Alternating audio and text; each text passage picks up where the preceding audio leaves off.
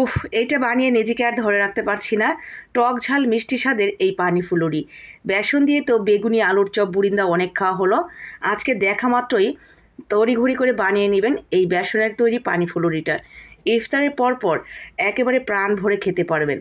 যারা টক জাতীয় খাবার পছন্দ করেন, মানে চটপটি ফুচকা এই জাতীয়, তাদের কাছে এটা বেস্ট লাগবে। অসম্ভব মজার এই পানি ফুলুরি বানানোর জন্য প্রথমে আমরা তেঁতুলটাকে ভিজিয়ে রেখে দিলাম সামান্য একটু পানি দিয়ে। আর এইখানে বড় চামচের 2 চামচ বেসন নিয়ে নিয়েছি, সাথে সামান্য 1 চিমটি লবণ আর 1 চিমটির মতো দিয়ে দিব বেকিং সোডা।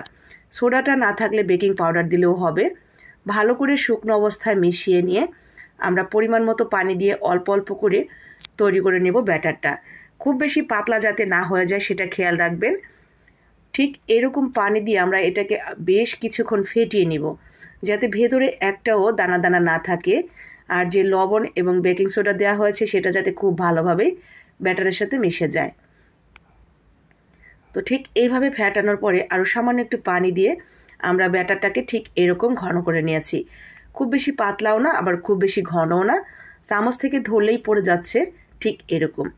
এখন গরম তেলের মধ্যে খুব ছোট ছোট করে দিয়ে আমরা বানিয়ে নেব। মচমচে করার দরকার নেই। যখন বুঝবেন যে হ্যাঁ ভেতরে সিদ্ধ হয়ে গেছে, ফুলে ফেপে উঠেছে, ঠিক তখনই এগুলো তুলে নেবেন। ছোট ছোট করেই বানানোর চেষ্টা করবেন, কারণ এগুলো ভেজানোর পর কিন্তু অনেকটা বড় বড় দেখা যাবে। উঠিয়ে নিয়ে নর্মাল পানি দিয়ে ভিজিয়ে নেবেন, জাস্ট 1 মিনিটের মতো। ভিজে গেলেই তুলে এভাবে হাত দিয়ে হালকা হাতে চেপে আলাদা করে রেখে দিবেন। প্রথমেই যে তেঁতুলটা ভেজিয়ে রেখেছিলাম সেই কাতটা বের করে নিলাম। এখন দিয়ে দিচ্ছি পানির মধ্যে সেই তেঁতুলের কাত, পেঁয়াজ, তার সাথে মরিচ, ধনিয়া পাতা, আর দিয়ে দিচ্ছি স্বাদ মতো লবণ, চিলি ফ্লেক্স, ভাজা জিরার গুঁড়া, স্বাদ মতো চিনি। এইখানে আপনারা একটু চাট মশলা অ্যাড করতে পারেন যদি হাতের কাছে থাকে, আর না থাকলে না দিলেও কিন্তু চলবে, কোনো সমস্যা নেই। আরও একটু পানি আমরা সেই ফুলুরিগুলো ছেড়ে দিব। ফুলুরিগুলো ছেড়ে দিলেই কিন্তু রেডি আমাদের অসম্ভব মজার বেসনের তৈরি পানি ফুলুরি।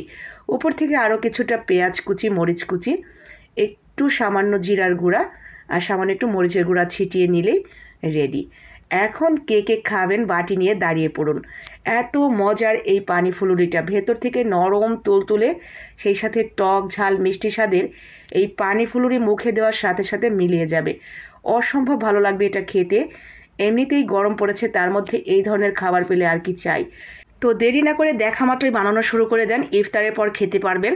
আর ইফতার মানে রমজান মাস চলে গেলে এটা কিন্তু গরমের মধ্যে দারুণ লাগবে খেতে। তাই এখনই বানানো শুরু করেন। আজকে দেখাই যাক এটা খেতে কেমন লাগে, আর ভালো লাগলে অবশ্যই কিন্তু জানাবেন আমাকে।